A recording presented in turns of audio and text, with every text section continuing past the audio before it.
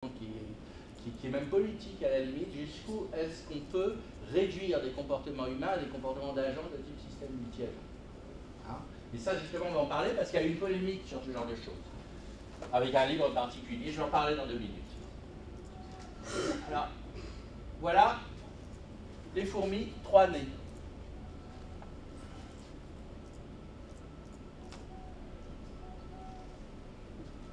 Là, c'est les phéromones qui sont lâchés par les fourmis. Chaque fourmi suit le phéromone. Et vous voyez, hop, elle a pris ce truc de nourriture, maintenant elle s'attaque à celui-là. Et là, vous voyez un comportement émergent étonnant. C'est-à-dire qu'il y a 3 sources de nourriture, et la fourmilière les a attaquées dans l'ordre. C'est-à-dire du plus près au plus éloigné. Et ça, c'est pas du tout programmé. C'était pas du tout dans l'algorithme de programmation. C'est simplement la combinaison du système de phéromones, de comportement des fourmis, d'organisation des nids dans l'espace, qui font qu'elles vont d'abord trouver le premier, les fourmis vont se ruer sur le premier, donc laisser beaucoup de phéromones, donc il y aura encore plus de fourmis qui les suivront, il y aura un effet d'entraînement, et une fois qu'il n'y aura plus rien, évidemment, elles se remettent à marcher au hasard, jusqu'à ce qu'il y en ait quelques-unes qui trouvent un qui n'est pas trop loin, et effectivement, à nouveau, c'est le jeu. Donc il y a un ordre, et ça par exemple, c'est des choses que les mathématiques peuvent très très difficilement prédire. Et c'est l'exemple type d'un comportement émergent. C'est-à-dire que c'est une surprise, quand on programme ce système de fourmis, de s'apercevoir que effectivement, il y a un ordre qui est utilisé. Alors on va arriver à justement un programme particulier qui s'appelle Sugarscape, que j'ai pas parce qu'il y a une version dans le logo de Sugarscape si vous la téléchargez, mais elle est assez incompréhensible et pas très très parlante.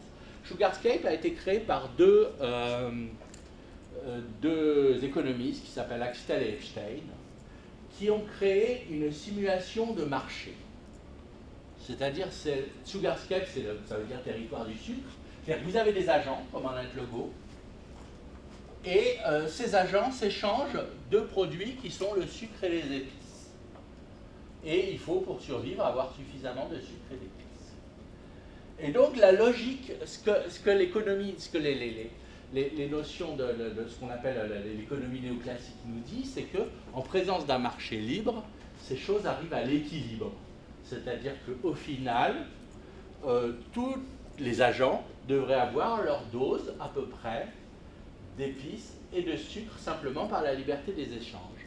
Ils ont lancé le programme et surprise, ça ne marchait pas du tout comme ça.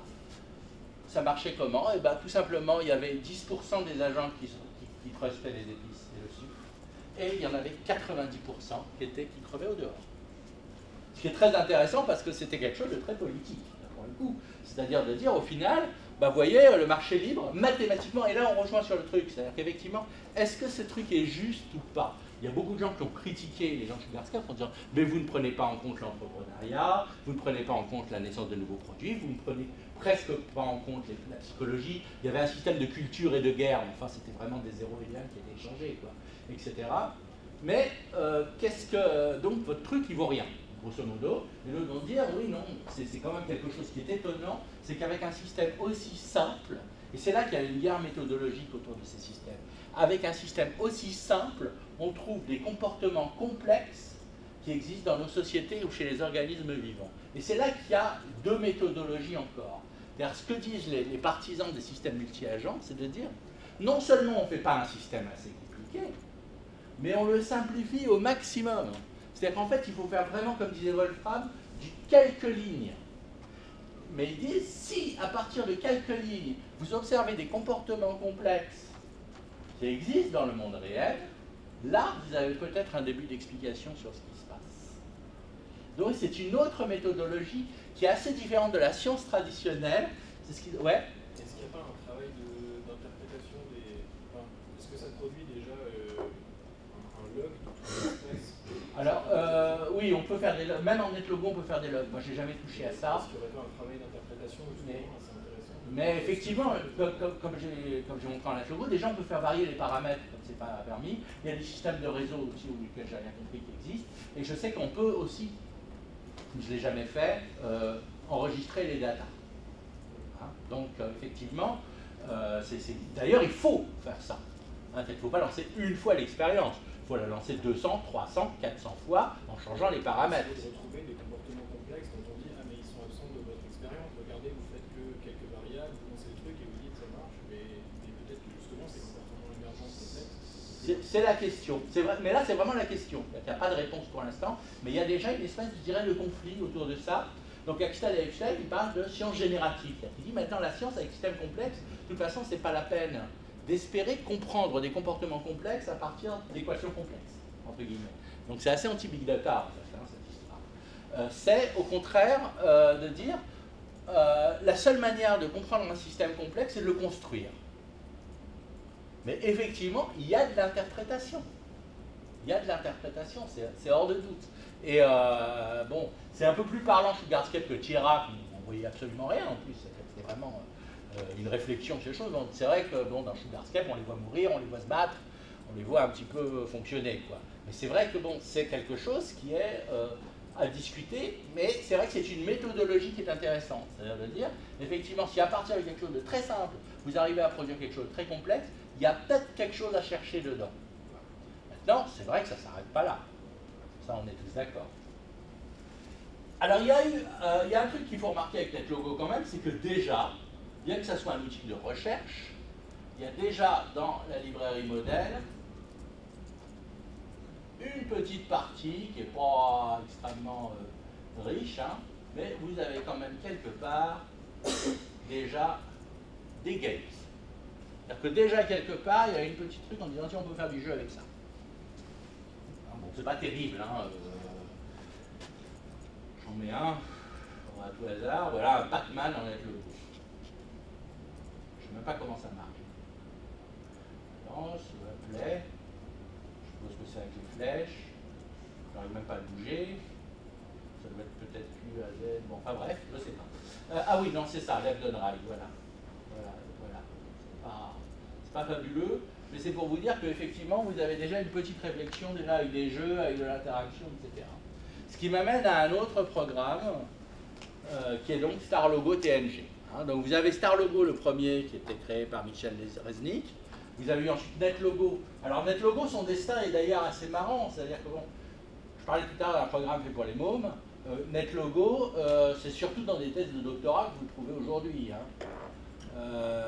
D'ailleurs, c'est un peu le grand drame de l'informatique dite pour tout le monde, c'est que très souvent, c'est plus du tout pour tout le monde. Quand Alan Kay avait créé Smalltalk, qui était un langage de programmation soi-disant pour les plus jeunes, maintenant c'est devenu un truc pour experts et docteurs en informatique. Et ça, c'est une espèce de cycle comme ça qui est constant, c'est qu'en fait, c'est un peu comme la biologie de synthèse tout à l'heure, on dit on va démocratiser, puis finalement, la démocratisation, ça ne marche pas comme ça. Tiens, je suis mort. Maintenant, ceci dit, il y a quand même eu, de la part du MIT, un espèce d'espoir de retour à l'esprit enfantin, à l'esprit ludique, à l'esprit du jeu. Et là, vous avez StarLogo TNG. Alors, je ne sais pas si vous travaillez beaucoup, justement, dans l'éducation, etc. Vous reconnaissez peut-être cette interface, vous l'avez peut-être vu, oui, ça vous dit quelque chose, non? C'est Scratch, oui. C'est Scratch. Donc, c'est comment créer un système multi-agent Scratch. Donc déjà, ça quand même, ça fait encore baisser un petit peu quand même le niveau de compréhension. Et surtout, c'est de la 3D, c'est des petits personnages qui bougent, on peut créer les niveaux de terrain, donc on peut essayer de créer des jeux de rôle, etc. Donc c'est déjà quelque chose. StarLogo TNG, donc c'est déjà quelque chose qui essaie de complètement fusionner les systèmes multi-agents et le jeu. Vous n'allez pas faire des jeux super, super magnifiques avec ça, hein. Mais ça peut peut-être servir de prototypage. Alors moi aussi j'ai essayé de faire mon truc, de dire bon bah je vais essayer, alors je me suis mis dimanche, bon j'y suis pas bien arrivé, mais j'ai essayé de faire mon système Predator 3. Alors j'en ai fait 4 versions avant de découvrir que la version la plus complexe marchait très très bien sur mon ordinateur fixe, mais qu'elle était complètement d'une lenteur terrible sur cet ordinateur-là. Donc première leçon, quand vous êtes sur un système multi-agent, si vous faites un système multi-agent avec de la 3D et des couleurs, à partir d'un certain nombre, ça ne marche plus sur une mécanique qui est moyenne. Donc vous voyez, Donc moi, j'ai créé une espèce de petit système avec, donc je fais un setup, et après je vous montrerai un petit peu le code. Hein. Un setup, il y a des lapins, il y a des lions. Après j'ai essayé de rajouter l'herbe, et c'est là que ça a commencé à aller vraiment mal. Donc j'ai créé là, sur le coup, 100 lapins, 10 lions. Je lance le truc. Alors pareil, là pour le coup, je n'avais pas mis d'énergie au lapin, j'aurais mis un âge. J'avais dit qu'ils se reproduisent à partir d'un certain âge. Par contre, les lions, ils ont besoin d'énergie pour manger les lapins. Donc vous avez le nombre de lions là qui... Vous avez quand même 59 lapins et 60 lions, et 6 lions, par exemple. Et donc vous avez un système qui est à peu près équilibré avant que j'ai eu l'idée saugrenue de le complexifier.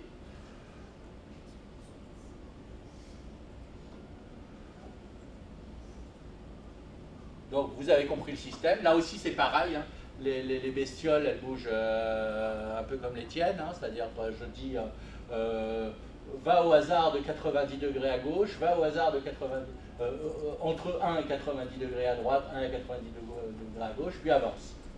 Donc ça les fait avancer aléatoirement. Les lions avancent aléatoirement. Quand il y a une collision entre un lion et un lapin, le lapin est mangé. Si vous voulez voir une réalisation très réaliste d'un Swarm Simulator, là il y a une énorme manip.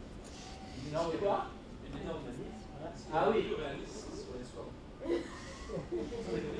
Non mais il y a des gens qui simulent des trucs de manip et des choses comme ça, hein, ça existe. Je sais. Dans les systèmes politiques. Non, je peux le voir. Alors, après, évidemment, il y a le problème que il n'y a pas la comme ça.